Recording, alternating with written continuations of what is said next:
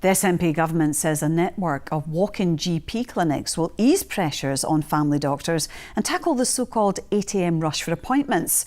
The first Scottish walk-in centre opened earlier this month in Westerhales in Edinburgh, and locations of where 15 more clinics will be based has now been revealed. But the plan has been hit by a backlash from doctors.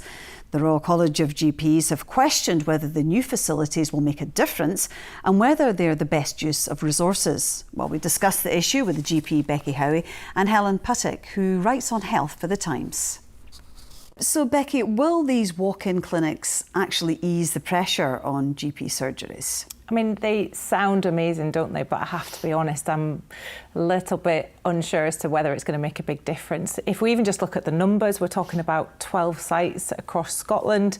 We probably need about 12 to 20 sites in each health board, not just across Scotland, to really have a noticeable difference for patients.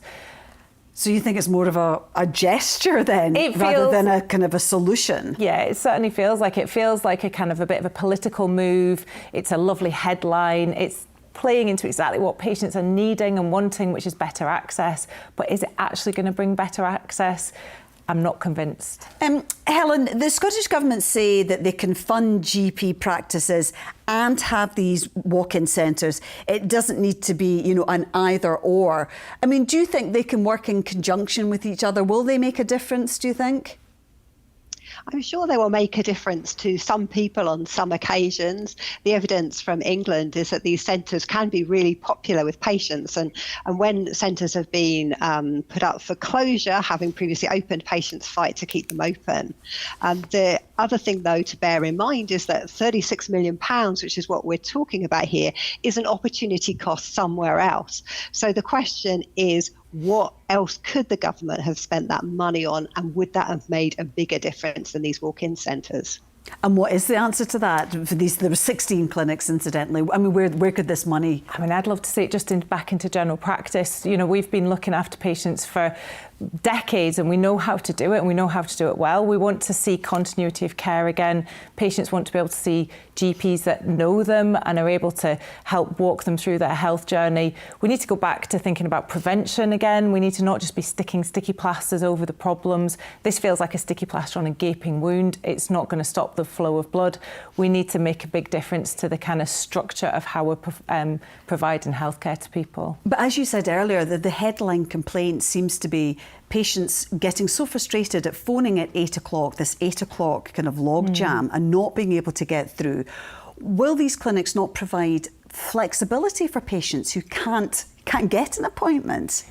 To a certain extent, for the few that can actually access them, these are just pilots, and they're only going to be for small populations. It's not like the entire area can use them.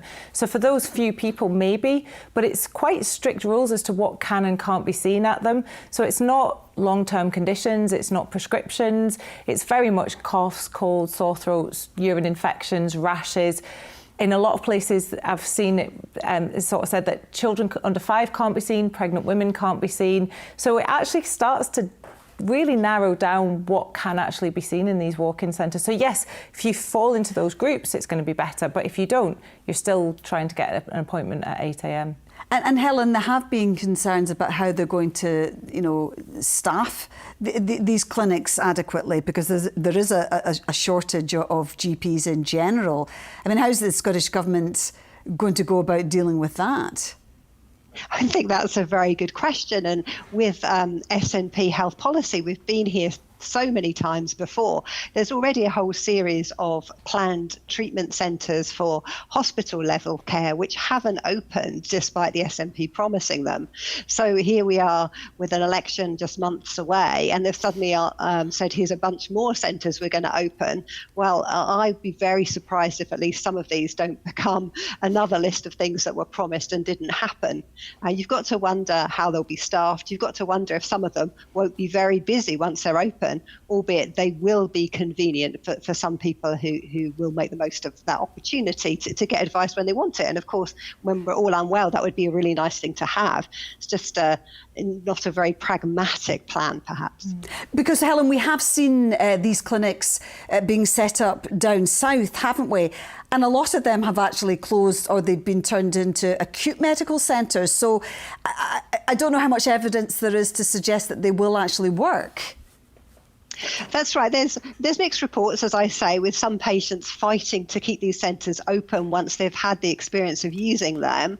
There's been some research which shows a small reduction in A&E presentations on the back of a walk-in centre opening, but the impact was small. So even that researcher who published some time ago in 2016 was saying you may want to consider whether the cost of these centres is worth that gain, and if there's not other ways of actually looking at reducing the burden on hospitals that might be more effective than this.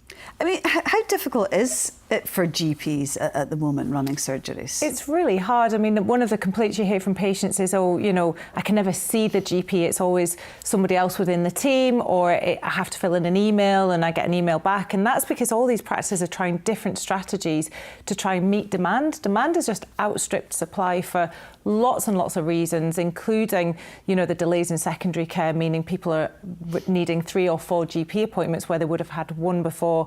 They're now on a waiting list for a year and a half. So it's the whole system that's creating a much bigger demand. And perhaps patients demanding more than they used to? Yeah, definitely. As society has changed, we're used to instant packages arriving if we order something online. We're not used to waiting anymore. And our model of healthcare is still based on how we used to behave as society, you know, decades and decades ago. So we need to look at modernising in the way that the world is working now. And just in a sentence or two, Helen, how big an issue will health be in the election?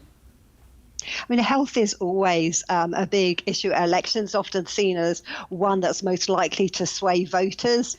We have seen the SNP claim that they're doing the best on health among polling results at the moment. Well, we've not got long to find out how big an issue it will be. Helen and Becky, thank you both very much indeed for joining us. Thank you.